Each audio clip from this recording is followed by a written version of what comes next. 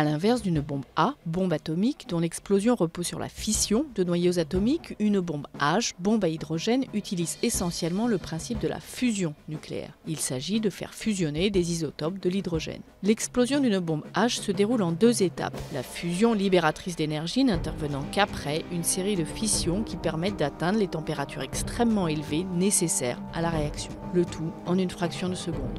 La bombe H ou bombe thermonucléaire libère une énergie similaire aux températures et aux pressions en œuvre au cœur du Soleil et considérablement plus importante que les bombes atomiques larguées en 1945 sur Hiroshima et Nagasaki par les Américains.